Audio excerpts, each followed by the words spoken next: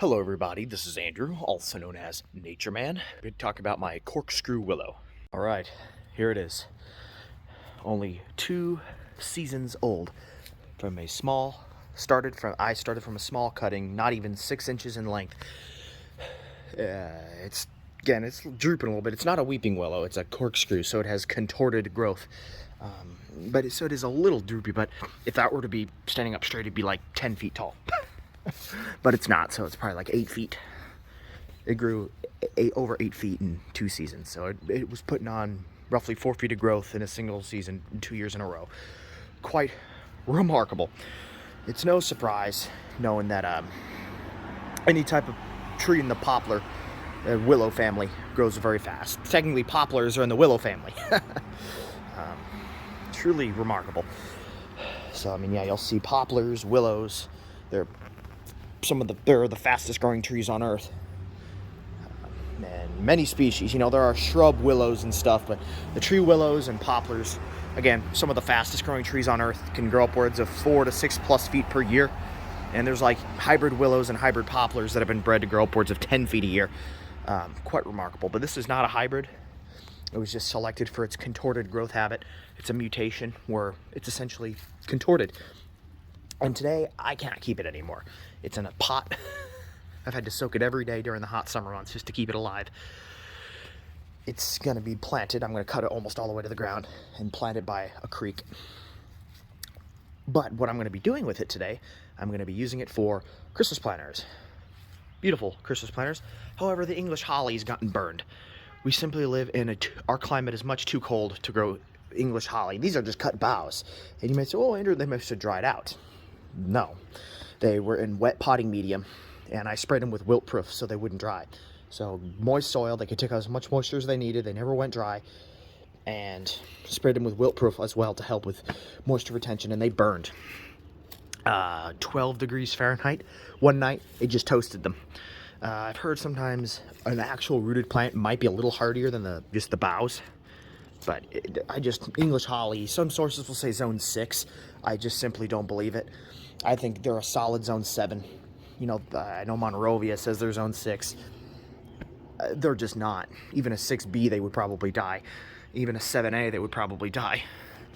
I think if you're in the deep south or in the Pacific Northwest, you'll have better luck with English holly than zone 7 on the East Coast or zone 6 in the Midwest. I'm a 5B, 6A. We had temperatures that was only 8A. We had 8A temperatures in mid-November, got down to 12 degrees Fahrenheit, and it fried them. And that's 100% because of the cold, not because they went too dry or they got burned out from the sun or wind. It's strictly from the cold and the cold wind. That's unfortunate.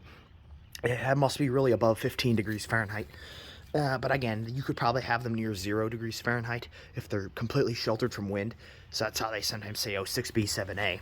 But if you're doing them in an exposed site, you're a solid 7B. Like a 7B to 9A. Or just zone 8.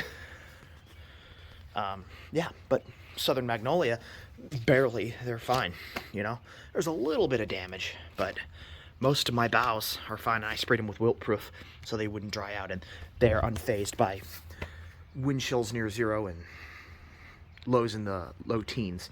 So, yeah, Southern Magnolia is much hardier than English holly. That says it. Then I actually have a rooted Bracken's Brown Beauty. This is not a cutting. These are cuttings. This is a live rooted plant. Bracken's Brown Beauty Magnolia, completely unfazed. Even with the pot frozen over 4 days straight in a row. So, that doesn't tell you. I don't know what will. But anyways, I'm going on a rant. We will be clipping these corkscrew willows. I love the contorted look. It just adds pop or texture to my planter. And we're going to be adding it in here. I'm removing the holly. Some of it still has some green, so I may try to leave a few of them, but I'll have to take those out. It kills me, but yeah, just English holly is not hardy through much of the United States. Our climate is much too cold. Despite the fact we haven't seen that much cold for Indiana. That tells you everything. We've actually had a very mild start to winter, and it was already too cold. But anyways, and I'll also put some in here as well. I got my needle palm, windmill palm. I think I've done a video on those in the past. very hardy plants. The windmill palm's hardy down to 10 degrees Fahrenheit. The needle palm is hardy sub-zero. This is considered the hardiest palm tree in the world, actually. You can look it up. Rapidophyllum hystrix, the hardiest actual, this is a shrub palm, this is the hardiest trunked palm. Yeah. Trachycarpus fortunei. But anyways, enough of me ranting. I'm going to clip this, cut it all the way to the ground, plant the main rooted stem in the spring. It's just, again, it'll shoot back. It doesn't matter if I cut it back to the ground. And I'll plant it and help Mother Nature. And then at the same time, use the cuttings for my own advantage. All right.